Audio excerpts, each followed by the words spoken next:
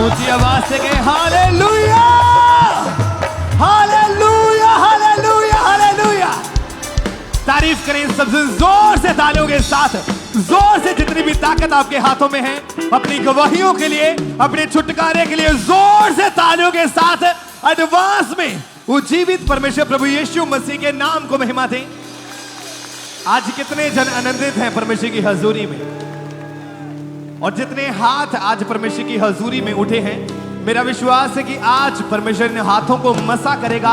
और आज के बाद जब जब आप जिस भी काम को इन हाथों को लगाएंगे, आप 100 गुना फलों को पाओगे प्रभु यीशु मसीह के नाम में।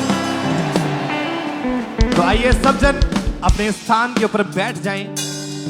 आप जानते हैं कि जब जब भी परमेश्वर के दास प्रार्थनाएं करते हैं तो परमेश्वर उनके जीवनों में बड़े काम करता है, यानी बड़ी गवाहियां उन लोगों की जिंदगियों में पैदा करते हैं। तो कुछ टेस्टमनीज हम इंस्टेंट में बहुत जल्द सुन लेते हैं, लेकिन जब हम उसकी वीडियो टेस्टमनी को सुनते हैं, पूरी डिटेल में उसकी टेस्टमनी को सुनते हैं, तो फिर हमें पता चलता है कि परमेश्वर ने कितना बड़ा इस भाई की लाइफ में, इस बहन की लाइफ में काम किया। तो मैं चाहता हूं कि आप सबसे पहले उन वीडियो टेस्टमनीज को देखेंगे।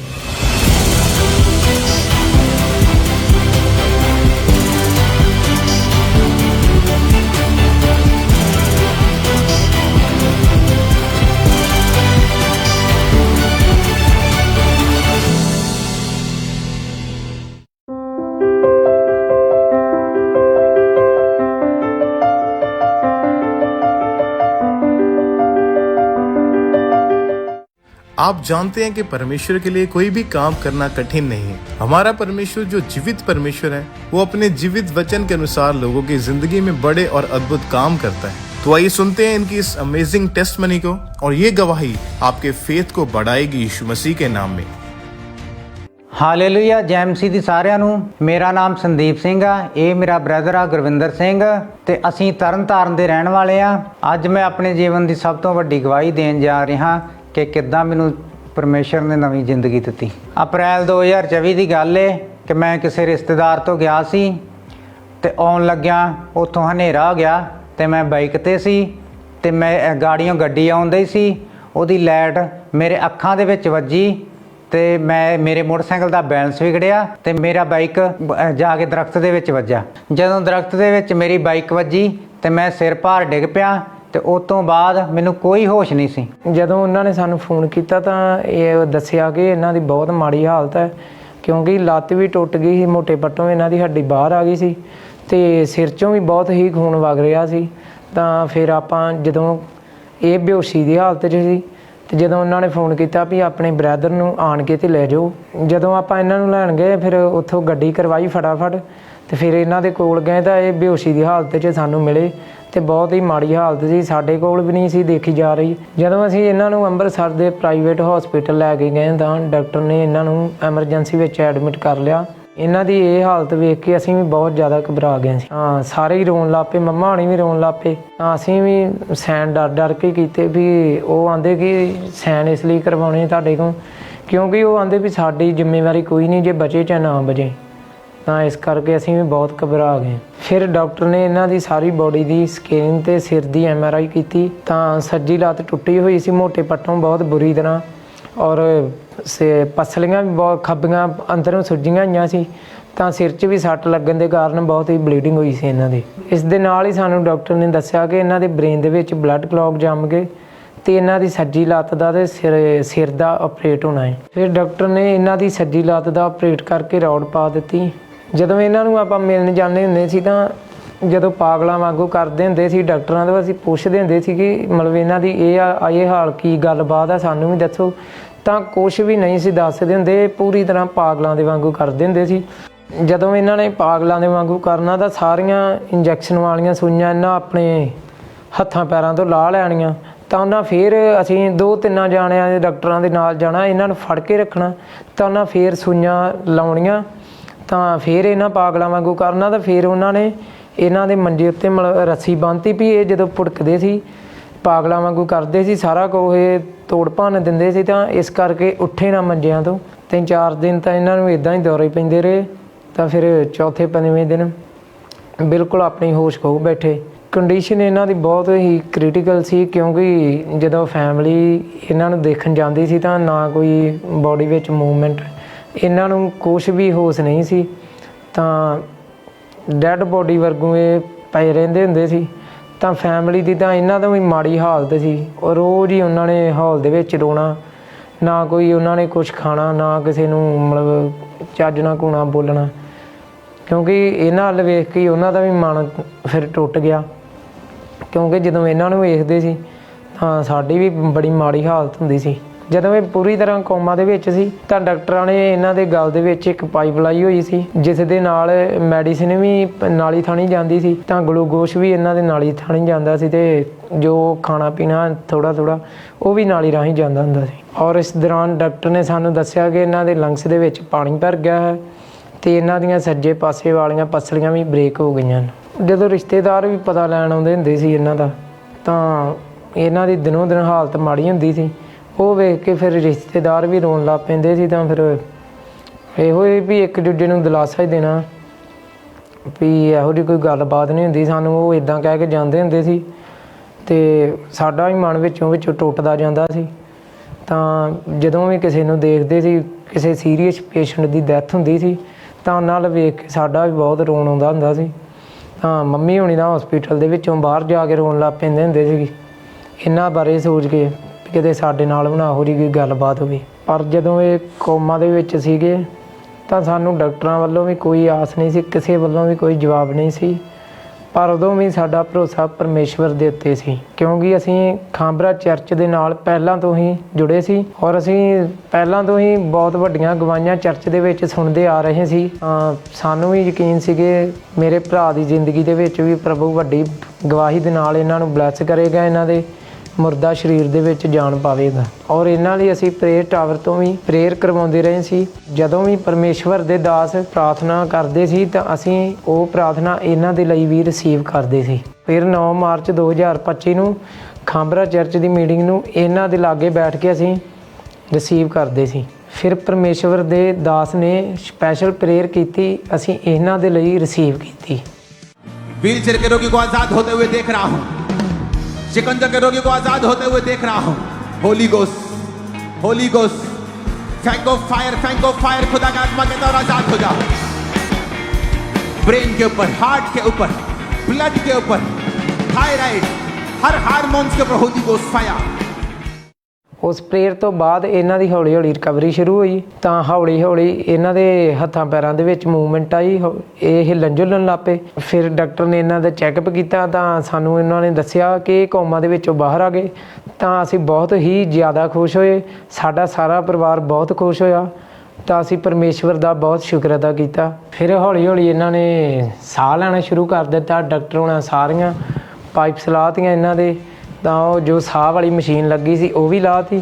ਤਾਂ ਹੌਲੀ ਹੌਲੀ ਇਹ ਸਾਨੂੰ ਪਹਿਚਾਨਣ ਲੱਗੇ। ਸਾਰਾ ਪਰਿਵਾਰ ਬਹੁਤ ਹੀ ਖੁਸ਼ ਹੋ ਰਿਹਾ ਸੀ, ਕਿਉਂਕਿ ਇਹ ਸਾਨੂੰ 20-22 ਦਿਨਾਂ ਬਾਅਦ ਪਹਿਚਾਨਣ ਲੱਗੇ ਸੀ।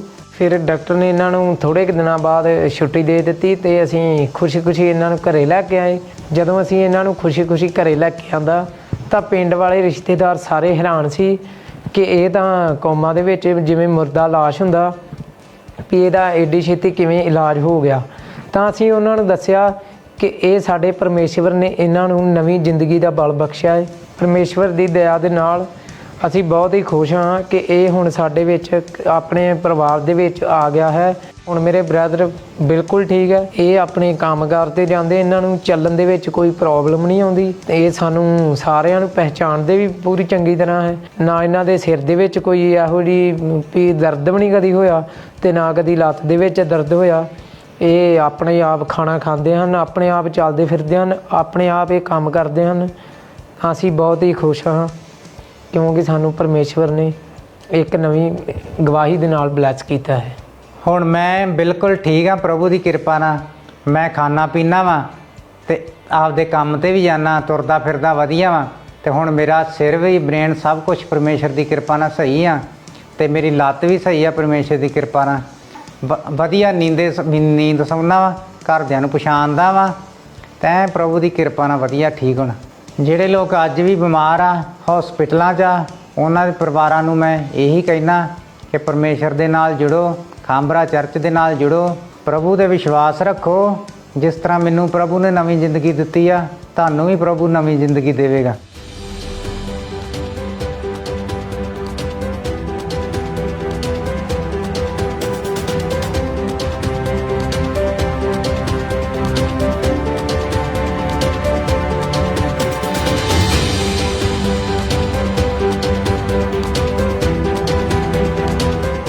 ਮੈਂ ਆਪਣੀ ਵੱਡੀ ਚੰਗਿਆਈ ਦੇ ਲਈ ਤੇ ਨਵੇਂ ਜੀਵਨ ਦੇ ਲਈ ਪ੍ਰਭੂ ਦਾ ਧੰਨਵਾਦ ਕਰਦਾ ਤੇ ਪ੍ਰਭੂ ਦੇ ਦਾਸ ਦਾਸੀ ਦਾ ਧੰਨਵਾਦ ਕਰਦਾ। ਸਾਰਿਆਂ ਨੂੰ ਜੈ ਮਸੀਹ ਦੀ।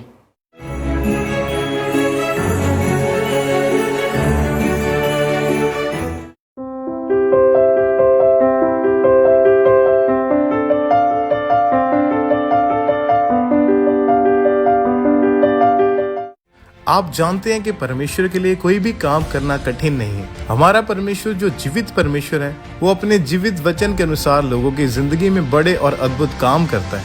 आप जानते हैं कि परमेश्वर ने एक परिवार को एक बड़ी शर्मिंदगी से बाहर निकाल के उनको एक आनंद से भरा हुआ और दुगनी आशीष वाला जीवन दिया है। तो आइए सुनते हैं इनकी इस अमेजिंग टेस्टमनी को, और ये गवाही आपके फेथ को बढ़ाएगी यीशु मसीह के नाम में। हालेलुया। ਸਾਰਿਆਂ ਨੂੰ ਜੈ ਮਸੀਹ ਦੀ। ਮੇਰਾ ਨਾਮ ਕਾਜਲ ਹੈ। ਮੈਂ ਅਜਨਾਲੇ ਦੀ ਰਹਿਣ ਵਾਲੀ ਹਾਂ। ਅੱਜ ਮੈਂ ਆਪਣੇ ਜੀਵਨ ਦੀ ਸਭ ਤੋਂ ਵੱਡੀ ਗਵਾਹੀ ਦੇਣ ਜਾ ਰਹੀ ਹਾਂ। ਮਾਰਚ 2017 ਦੇ ਵਿੱਚ ਮੇਰੀ ਮੈਰਿਜ ਹੋਈ। ਮੈਰਿਜ ਤੋਂ ਬਾਅਦ ਮੈਂ ਤੇ ਮੇਰੇ ਹਸਬੈਂਡ ਬਹੁਤ ਹੀ ਖੁਸ਼ ਸੀ। ਮੈਰਿਜ ਤੋਂ ਬਾਅਦ ਮੈਨੂੰ ਸ਼ੈਤਾਨੀ ਅਟੈਕ ਹੋਣ ਲੱਗ ਗਏ ਔਰ ਮੇਰੇ ਡ੍ਰੀਮਸ ਦੇ ਵਿੱਚ ਮੈਨੂੰ ਪਾਣੀ ਦਿਖਾਈ ਦਿੰਦਾ ਸੀ, ਜਾਨਵਰ ਦਿਖਾਈ ਦਿੰਦੇ ਸੀ, ਮੁਰਦਾ ਲੋਕ ਦਿਖਾਈ ਦਿੰਦੇ ਸੀ। ਇਹਦੇ ਨਾਲ ਨਾਲ ਮੈਨੂੰ ਦਬਾਅ ਵੀ ਪੈਂਦੇ ਸੀ ਔਰ ਮੈਨੂੰ ਡ੍ਰੀਮਸ ਦੇ ਵਿੱਚ ਇਸ ਤਰ੍ਹਾਂ ਲੱਗਦਾ ਸੀ ਕਿ ਜਿਸ ਤਰ੍ਹਾਂ ਮੇਰੀ ਛਾਤੀ ਦੇ ਉੱਪਰ ਕੋਈ ਭਾਰ ਪੈ ਰਿਹਾ ਹੈ। ਜਦੋਂ ਮੈਂ ਸਵੇਰੇ ਉੱਠਦੀ ਸੀ ਮੇਰੀ ਬੋਡੀ 'ਚ ਵੀਕਨੈਸ ਫੀਲ ਹੁੰਦੀ ਸੀ ਔਰ ਮੈਨੂੰ ਇਸ ਤਰ੍ਹਾਂ ਲੱਗਦਾ ਸੀ ਮੇਰਾ ਕੋਈ ਵੀ ਕੰਮ ਕਰਨ ਨੂੰ ਦਿਲ ਨਹੀਂ ਸੀ ਕਰਦਾ। ਜਦੋਂ ਮੈਨੂੰ ਇਹ ਅਟੈਕ ਹੁੰਦੇ ਸੀ ਔਰ ਮੈਂ ਕਿਸੇ ਦੇ ਨਾਲ ਸ਼ੇਅਰ ਨਹੀਂ ਸੀ ਕਰਦੀ ਹੁੰਦੀ ਔਰ ਮੈਂ ਇਕੱਲੀ ਬੈਠੀ ਸੋਚਦੀ ਰਹਿੰਦੀ ਹੁੰਦੀ ਸੀ ਕਿ ਇਹ ਮੇਰੇ ਨਾਲ ਕੀ ਹੋ ਰਿਹਾ ਹੈ। ਜੀ ਮੈਨੂੰ ਬਹੁਤ ਗੁੱਸਾ ਆਉਂਦਾ ਸੀ ਔਰ ਚਿੜਚਿੜਾਪਨ ਔਰ ਗੁੱਸਾ ਆਉਂਦਾ ਸੀ।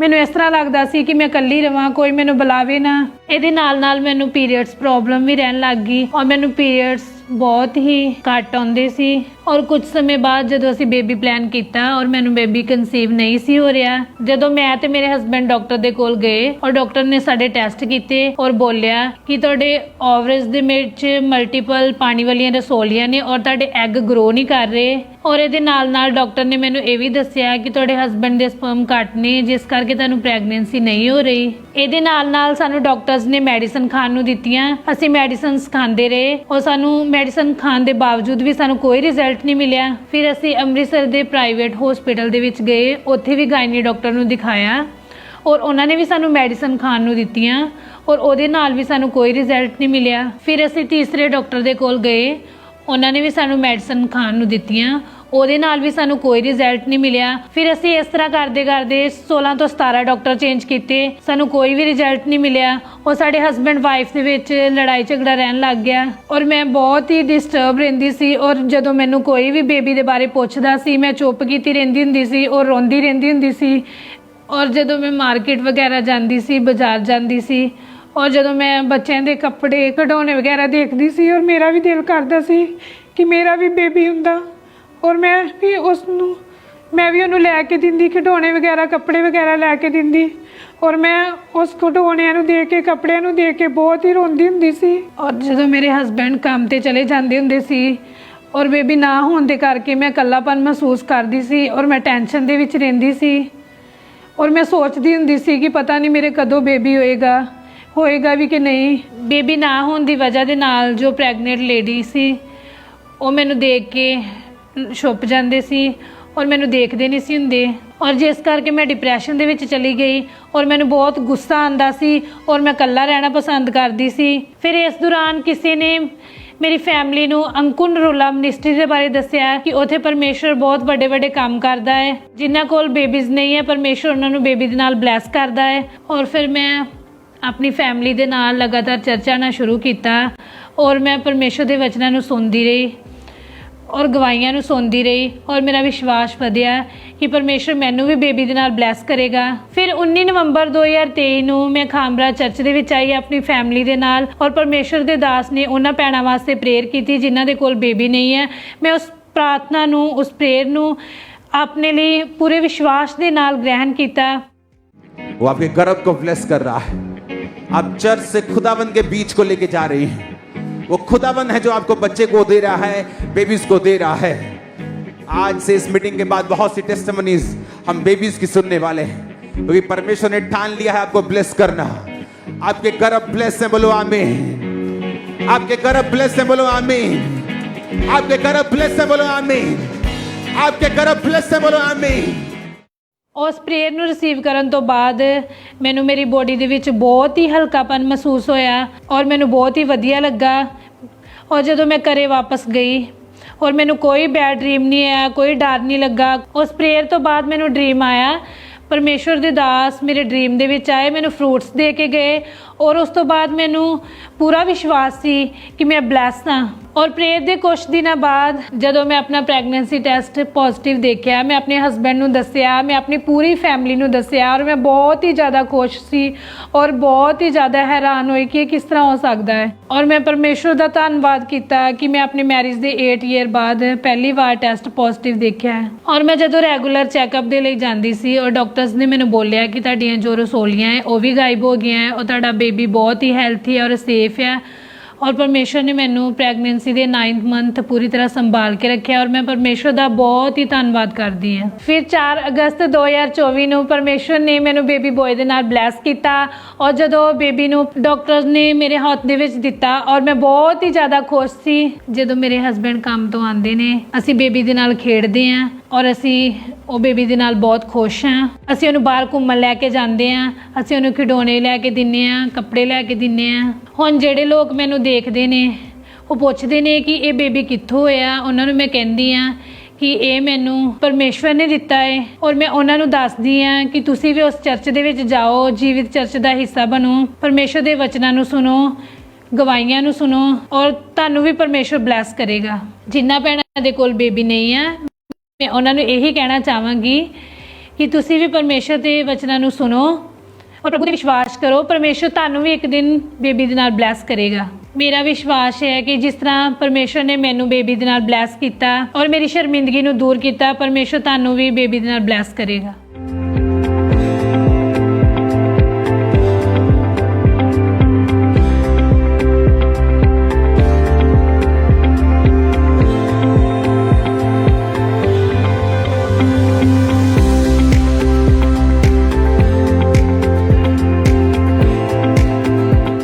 ਇਸ ਵੱਡੀ ਆਸ਼ੀਸ਼ ਦੇ ਲਈ ਮੈਂ ਪਰਮੇਸ਼ਰ ਦਾ ਧੰਨਵਾਦ ਕਰਦੀ ਹਾਂ ਔਰ ਪਰਮੇਸ਼ਰ ਦੇ ਦਾਸ ਤੇ ਦਾਸੀ ਦਾ ਧੰਨਵਾਦ ਕਰਦੀ ਹਾਂ। ਸਾਰਿਆਂ ਨੂੰ ਜੈ ਮਸੀਹ ਦੀ।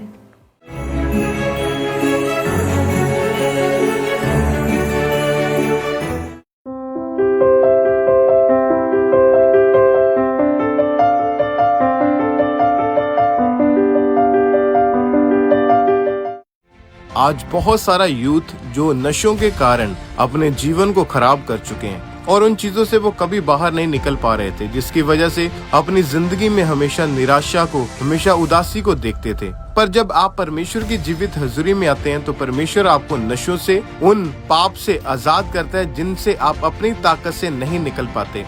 इसी तरह से इस भाई की गवाही को आप सुनेंगे कि परमेश्वर ने कैसे अद्भुत रीति के साथ इनकी जिंदगी में छुटकारा दिया। तो आइए इस भाई की इस अद्भुत गवाही को हम सुनते हैं।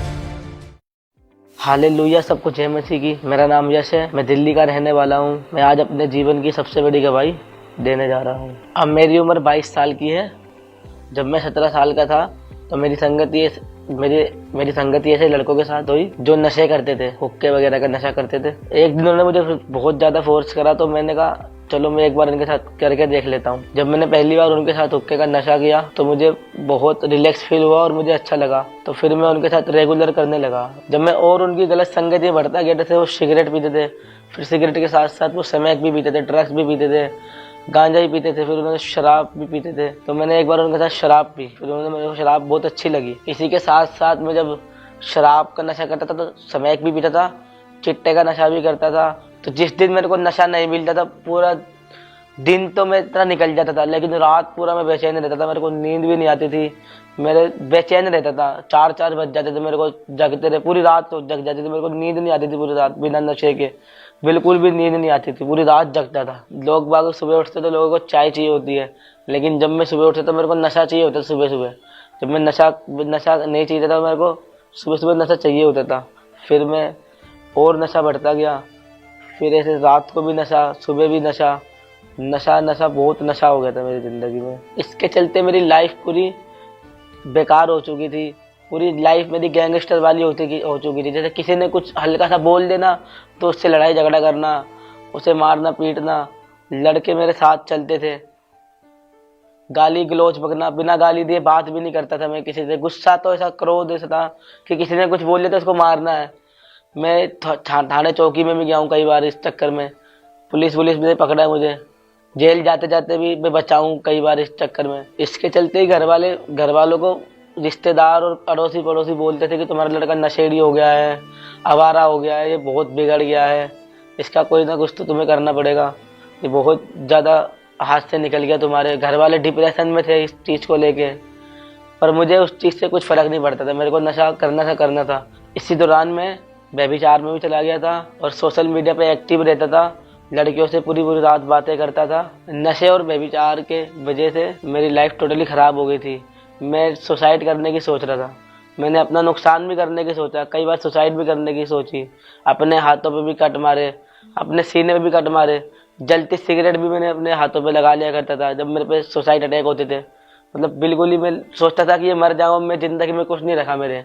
नशा करते करते मैं सोचा था बिल्कुल लाइफ डेड कर दूँ, अपनी सुसाइड कर लूँ। जब मेरे घर वाले मेरे को बोलते थे बेटा लड़ाई झगड़ा तू क्यों करता है, नशा तू करता है, बाहर लड़ाई झगड़े तू क्यों करता है, जैसे ही मुझे ऐसे बोलते थे तो मैं उन्हें गाली बकता था। मैंने तुम क्यों बोल रहे हो मुझे, मेरी लाइफ में जो मर्जी करूं। जब सुसाइड अटैक मुझ पे होते थे मैंने पूरी उम्मीद छोड़ दी थी कि मैं नशा छोड़ूंगा। मुझे लगता था कि ये जो नशा मैं करता हूँ, ये सुसाइड अटैक जो मुझ पे होते हैं, ये मुझे मार देंगे।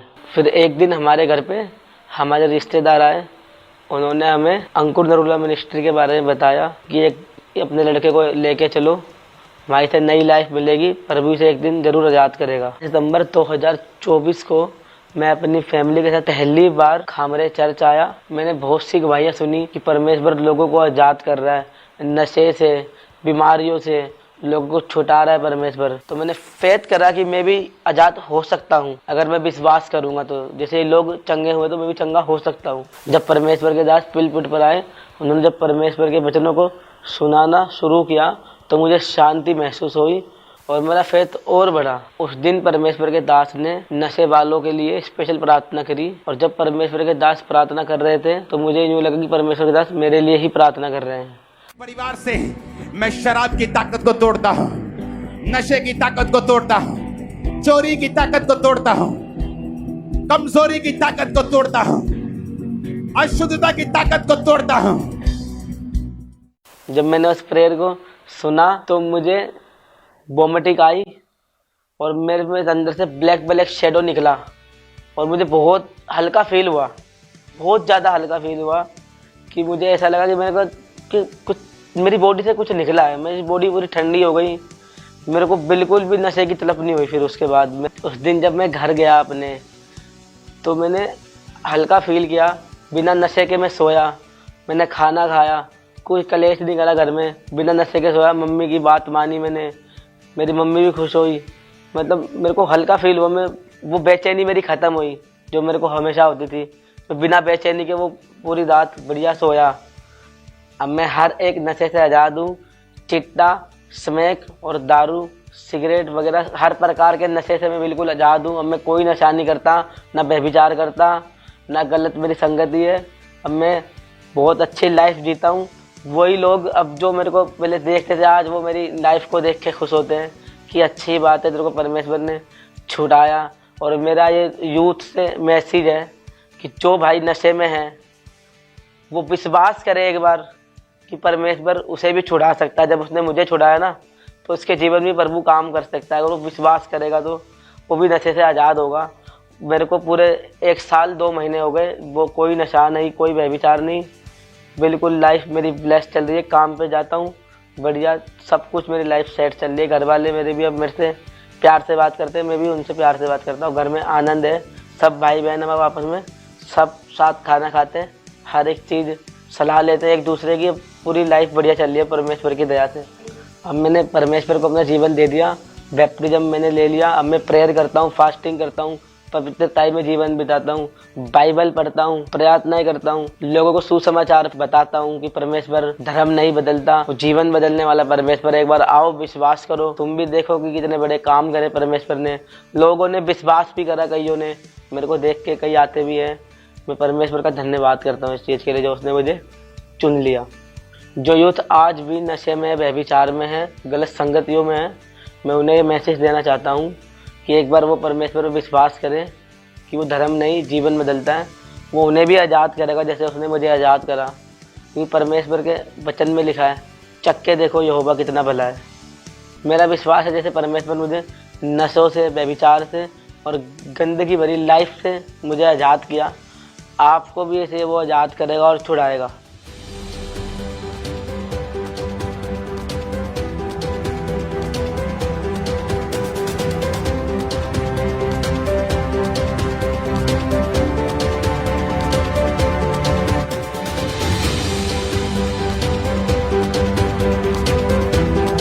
मैं अपने बड़े छुटकारे के लिए और नई लाइफ के लिए परमेश्वर का धन्यवाद करता हूँ और परमेश्वर के सच्चे दास दासी का धन्यवाद करता हूँ। सबको जय मसीह की।